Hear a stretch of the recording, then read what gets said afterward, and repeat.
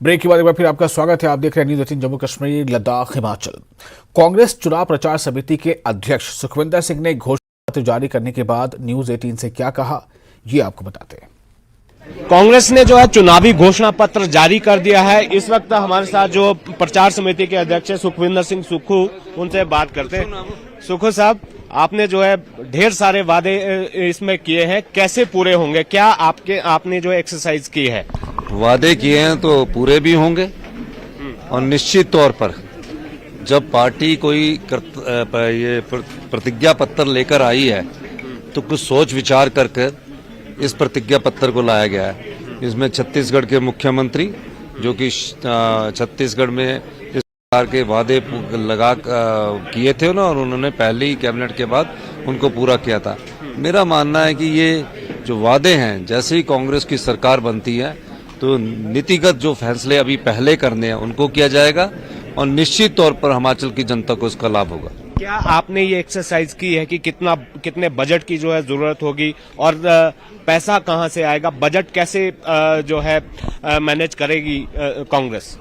वो अर्थशास्त्री बैठे हैं जिन्होंने ये घोषणा पत्र बनाया है और अर्थनीति के अनुसार ही सोच समझकर सभी जो हमारे कांग्रेस के सीनियर लीडर्स हैं उन्होंने स्वीकृति दी है और इस स्वीकृति के हिसाब से जब भी जरूरत होगी वो धन का कहां से प्रावधान करना है, धन का इस्तेमाल कैसे करना है, इन दोनों दृष्टिकोण से इस प्रतिज्ञा पत्र को बनाया गया। मेरा मानना है कि ये कोई ज्यादा मुश्किल काम नहीं है और कांग्रेस पार्टी इस प्रतिज्ञा पत्र को अक्षरशः लागू करेगी। सत्ता का रास्ता इसी से निकलेगा या फिर आप जो अभी चुनाव प्रचार कर रहे हैं, क्या यूएसपी है कांग्रेस की? सत्ता का रास्ता ये एक माध्यम है, ये एक मुद्दा हो सकता है। सत्ता का रास्ता जो जनता की भावनाओं से जयराम सरकार ने जो खिलवाड़ 5 साल में किया है, जो जनभावनाओं का आदर नहीं किया, इस तरह हम जब देख रहे हैं जहां भी हम रैलियां कर रहे हैं कि हिमाचल प्रदेश में परिवर्तन है और इस परिवर्तन की लहर में इनके बड़े से बड़े दिग्गज भी अपने चुनावी मैदान में मुंह की खाएंगे।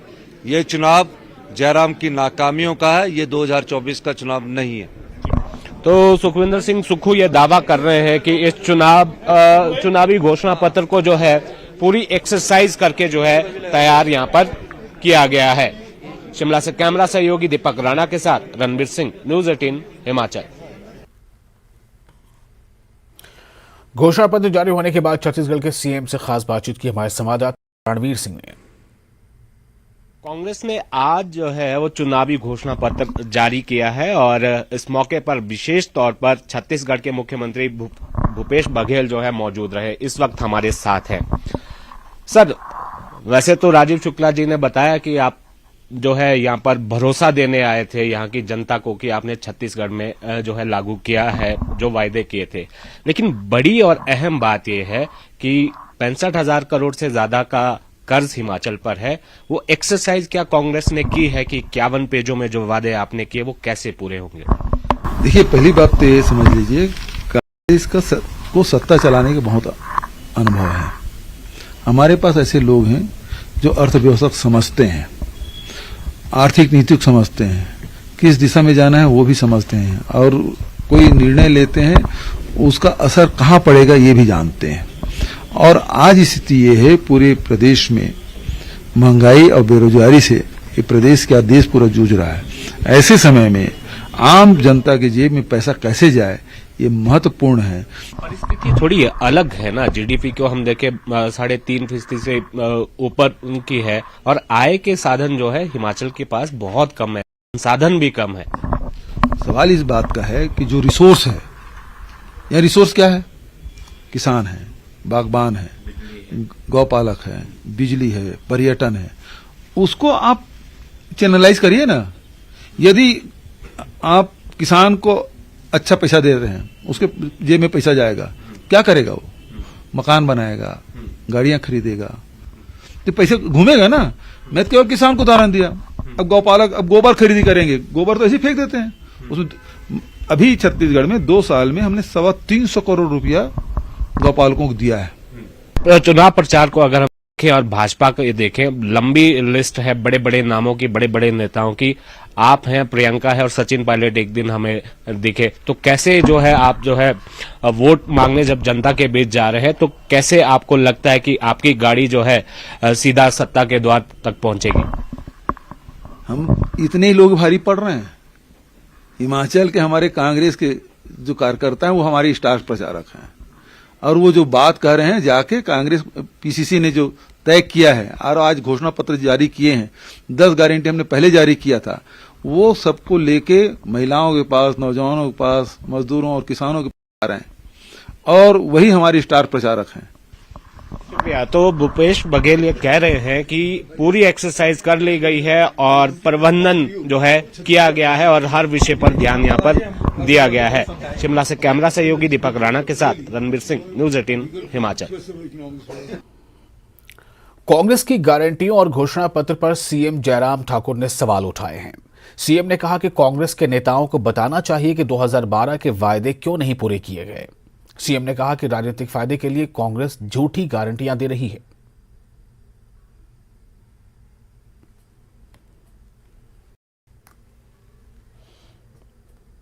कांग्रेस इस सही मायने में कह रहा हूं मैं कि मुद्दा विहीन है। जिन मुद्दों को उठाने की वो कोशिश कर रही, मैं उनकी क्लैरिफिकेशन देने की आवश्यकता नहीं महसूस करता। गारंटी की अगर वो बात कह रहे हैं, उस गारंटी के सिलसिले में मुझे सिर्फ इतना ही कहना था। उनने कहा तो 2012 के चुनाव में तो उनने गारंटी इस बात की दी थी कि हिमाचल प्रदेश में हर घर से एक सरकारी नौकरी देंगे। क्या हुआ उस गारंटी का? कोई जवाब है? उन्होंने कहा था हिमाचल प्रदेश के हर बेरोजगार को बेरोजगारी भत्ता देंगे। क्या बेरोजगारी भत्ता दिया है क्या? ये भी गारंटी थी उनकी। उन्होंने कहा था महंगाई को, उस वक्त कहा था महंगाई को रोकेंगे, बेरोजगारी को खत्म करेंगे। बहुत सारी बातें उन्होंने कही थी।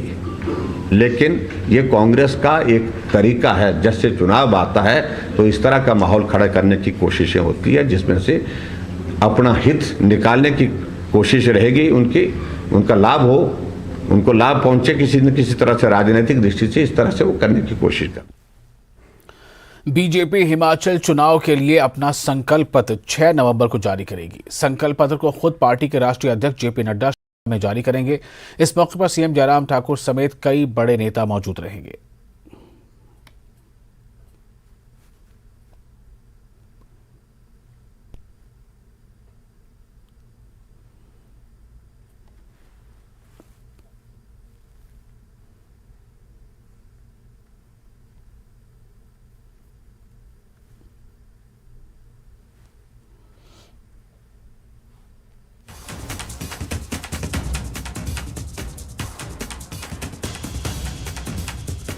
भाजपा के राष्ट्रीय अध्यक्ष जेपी नड्डा ने गृह जिला बिलासपुर के बहना जट्टा में एक जनसभा को संबोधित किया।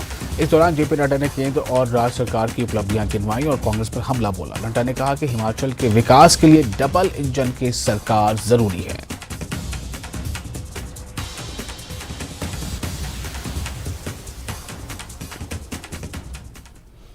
केंद्रीय मंत्री अनुराग ठाकुर बीते कई दिनों से लगातार चुनाव प्रचार में जुटे हुए हैं। इस बीच शुक्रवार को अनुराग ठाकुर ने शिमला में प्रेस कॉन्फ्रेंस पर कांग्रेस से बड़ा हमला बोला।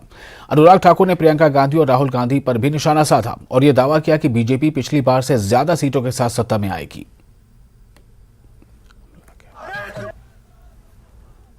ये डबल इंजन सरकार ईश्वर ने हमको दिया है। इस डबल इंजन की सरकार को संभाल के रखना यह हमारी जिम्मेवारी है।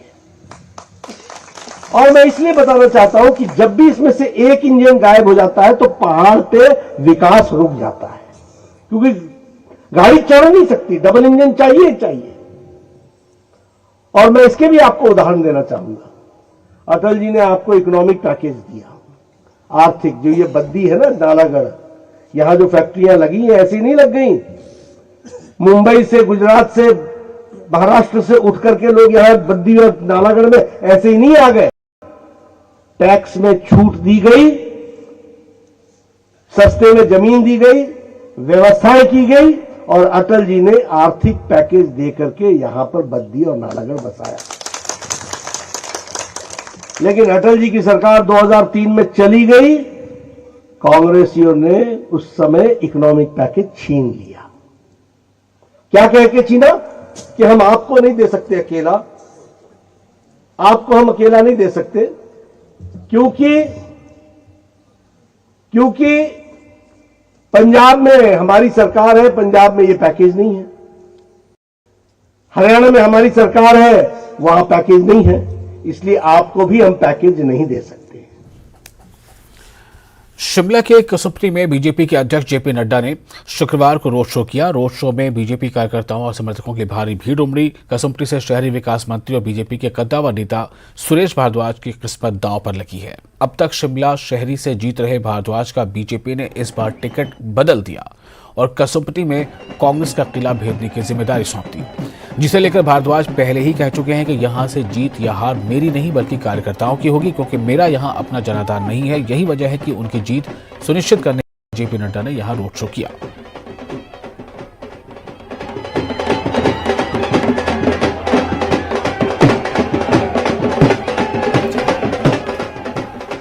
रोड शो के दौरान बीजेपी के राष्ट्रीय अध्यक्ष जेपी नड्डा से खास बातचीत की हमारे संवाददाता राजेंद्र शर्मा ने।